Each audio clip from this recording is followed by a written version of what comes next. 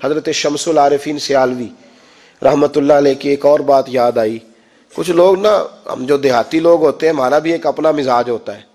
حضرت سیالوی ایک دن مریدوں کے ساتھ گزر رہے تھے تو ایک نوجوان کو دیکھا، وہ بیر کھانے کا بڑا شوقین تھا. تو اس نے روڑے بہت سارے اکٹھے کر لیے، اکٹھے کر کے سامنے رکھ لیے. اب سامنے بیری تھی تو اس کا خیال تھا کہ میں پہلے فائر اچھے طریقے سے کر لوں، پھر شکار اکٹھا کروں گا، کہ سارے روڑے اکٹھے مار لوں، بیر گریں گے تو اکٹھے کر لوں گا. اور مست ہو کے نا دیہاتی ماحول میں وہ زور زور سے نا آنکھیں بھی بند ہے اور روڑے مار رہا ہے بیری کو. تو حضرت شمس العارفین بھی گزر رہے تھے. گزرے تو 2 روڑے حضرت کو بھی لگے اور فرمانے لگے، او بھائی میرا خیال رکھنا، میں بوڑھا ہوں، میرے تو زخم بھی جلدی نہیں بھرتے. اس نوجوان نے نظر اٹھائی، آنکھ کھلی، او ہو، پیر صاحب کو دوڑ لگا گیا. مرید بھی ساتھ بڑھے، یہ تو ماریں گے پکڑ کے کہ پیر کو روڑے مار دیے. تو نوجوان جب بھاگا نا، اللہ اکبر، تو رب کریم کے بندوں کی باتیں اللہ کے لشکروں میں سے لشکر ہوتی ہیں. حضرت شمس العارفین فرمانے لگے، جاؤ اسے پکڑ کے لاؤ. جوان کو پکڑ کے لائے تو فرمایا، کیوں بھاگتا ہے؟ اس نے کہا، بابا جی ڈر آتا ہے کہ مرید ماریں گے. تو آپ نے فرمایا، یار ڈر نہ، ویسے تو کر کیا رہا تھا؟ کہ حضور بیری کو روڑے مار رہا تھا بیر کھانے کو. تو کہا پھر کیا ہوا؟ کہنے لگے، حضور 2 روڑے آپ کو بھی لگ گئے.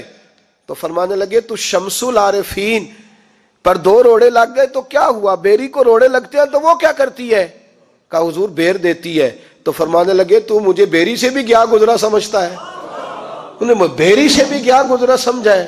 اسے تو روڑے مارے وہ بیر دے اور مجھے لگ جائے تو میں تجھے جواب میں گولیاں ماروں، مجھے تو بیری سے بھی گیا گزرا سمجھتا ہے؟ فرمایا، آجا سینے سے لگ جا، آج کے بعد جس طرح بیٹوں کی پرورش کروں گا تیری بھی اسی طرح کروں گا. دیکھنا جو میرے درخت سے تجھے بیر ملیں گے ان کی لذت تجھے دنیا میں بھی آئے گی اور آخرت میں بھی آئے گی، اگلے جہان بھی تجھے اس کا کیف ملے گا. تو جب نفع دینے کا پروگرام ہوتا ہے نا، نفع دینے کا، بڑے لوگ ہوتے ہیں جن کے پاس خوشبو ہوتی ہے، وہ جہاں جاتے ہیں خوشبو ہی چھوڑ آتے ہیں. جہاں جاتے ہیں جگر راہ وفا میں نقش ایسے چھوڑ آیا ہوں، ارے میں جس منزل سے گزرا ہوں وہ اب تک یاد کرتی ہے، وہ یاد کرتی ہے منزلیں جہاں جہاں سے میں ہو کے آیا ہوں.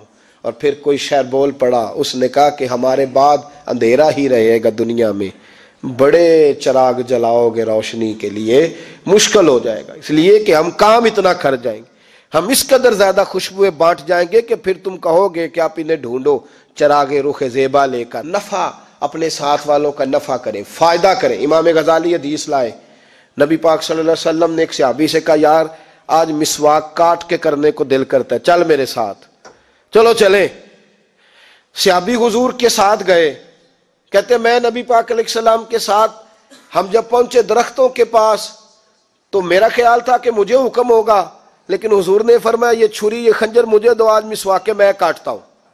کہتے سرکار نے مسواکیں کاٹی 2، ایک تھی سیدھی ایک تھی ٹیڑھی. بتائیے سیدھی پیر صاحب کی کہ مرید صاحب کی؟ مطلب ہمارے ہاں تو پیروں کا مسئلہ ہی بڑا منفرد ہے نا. اب ایک سیدھی ہے ایک ٹیڑھی ہے. تو وہ صحابی کہتے ہیں دونوں مسواکیں لے کے محبوب علیہ الصلوۃ والسلام جب واپس چہرہ انور کو پھیرا تو اب میری بھی نظر مسواکوں پہ تھی اور مجھے پتا تھا کہ وہ ٹیڑھی میرے حصے میں آئے گی، لیکن میں نے محبوب کے اخلاق کا کمال یہ دیکھا کہ حضور نے سیدھی مسواک مجھے عطا فرمائی، سیدھی مسواک مجھے دی، اور ٹیڑھی استعمال کرنے لگے تو میں، اب صحابہ میں بناوٹ تو رکھی نہیں اللہ تعالیٰ نے، وہ جو کہتے تھے روح کی آواز کے ساتھ کہا کرتے تھے. کہتے میں نے تڑپ کے کہا یا رسول اللہ ایسے نہ کریں، حضور بندہ نوازی کریں، یہ والی آپ رکھیں.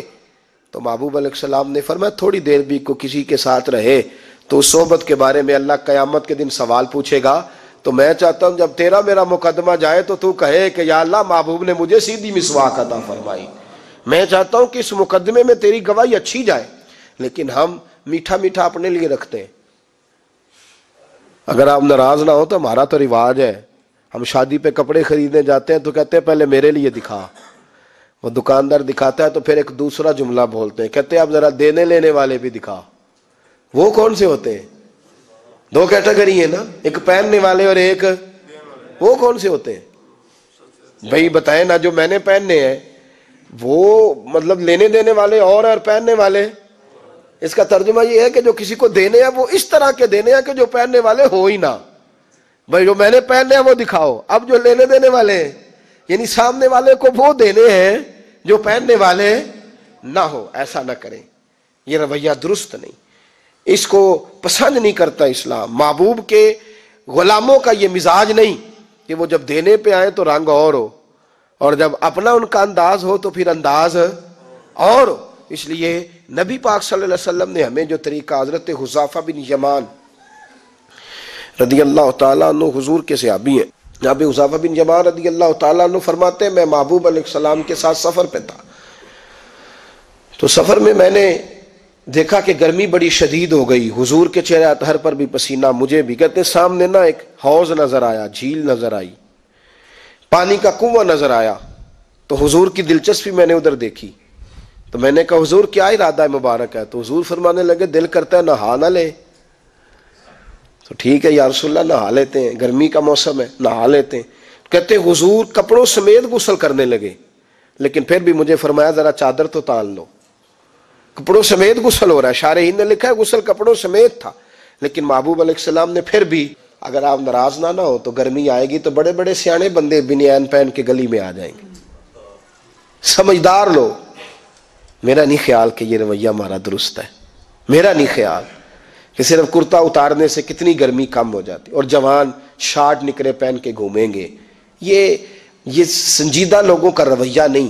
یہ کام تو اماں کے سامنے بھی نہیں کرنا چاہیے، باقی تو ایک طرف رہے. پردے میں پردہ اور اپنے آپ کو ڈھانپ کے رکھنا یہ میرے محبوب پاک کا محبوب طریقہ ہے. لیکن ایک پردہ کپڑوں کا، پھر اس پر پردہ.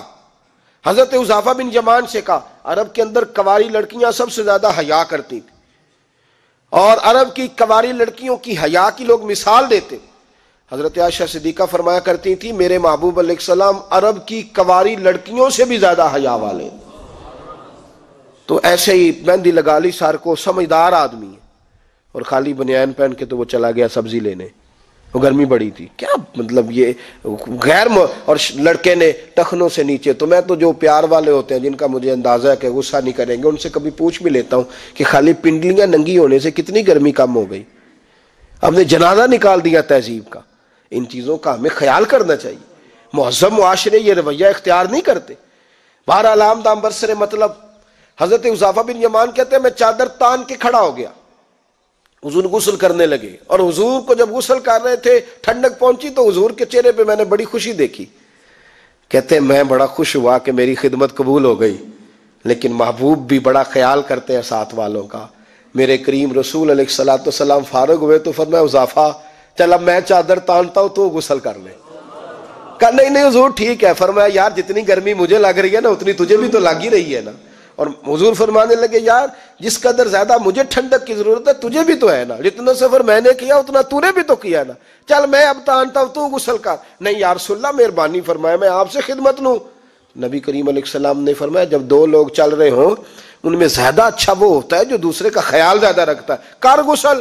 حضرت حذیفہ کہتے ہیں میں نے تھوڑا سا غسل کیا تو میں نے چھوڑ دیا، حضور نے چادر تانی ہوئی تھی. فرمایا محبوب نے نہیں بھائی اتنی دیر ہی نہائے گا جتنی دیر میں نہاتا رہا ہوں، پورا غسل کر، یہ میری چاہت، مکمل اتنا ٹائم لگا جتنا ٹائم میں نے لگایا تھا.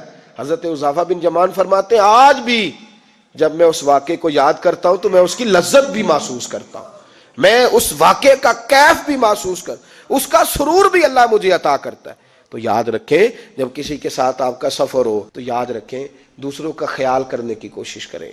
جب ساتھ آپ کے کو رہتا ہے تو پھر اس کے حقوق ضائع نہ کریں، پھر یہ نہ کہیں اپنا سجن ہے خیر صلی اللہ ہے، پھر اس پر توجہ کریں، فوکس کریں اس پر. میں نے تو ایسے پیر دیکھے ہیں اپنی زندگی میں، ایسے اچھے لوگ دیکھے ہیں کہ وہ مریدوں کا اس طرح خیال رکھتے ہیں جس طرح پیروں کا رکھا جاتا ہے. ٹینشن ہونے لگتی ہے کئی دفعہ کہ یار ہم تو غلام ہیں، آپ یہ کیا کر رہے ہیں، لیکن وہ کہتے ہیں کہ تم اپنی جگہ رہو، ہم نے تو اپنا رویہ نہیں نہ ختم کرنا.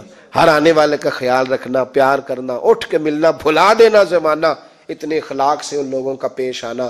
ساتھیوں کا خیال رکھیں، دوستوں پر توجہ دیں، اپنے دائیں بائیں جن سے ہمیشہ آپ کا رشتہ رہتا ہے ان کا زیادہ سے زیادہ نفع کریں. ایسا نہ ہو کہ لوگ کہیں ساری زندگی اس کے ساتھ رہا ہے پر صفر کا صفر ہی رہا ہے، اس کا کچھ نہیں بنا. وہ والی لکڑی بنے، وہ والی لکڑی کہ لوہا پانی میں کبھی تیرتا نہیں، لیکن کچھ لکڑیاں ایسی ہوتی ہیں جو لوہے کو بھی پانی میں تیرا دیا کرتی ہیں، وہ تیرا دیتی ہیں. اس قسم کی لکڑی بنو کہ لوہا بھی آئے تو ہمارے ساتھ لگ کے تیرنا شروع ہو جائیں۔ اللہ ہمیں اپنے محبوب کے اخلاق کے ازنا کا فیض عطا کرے۔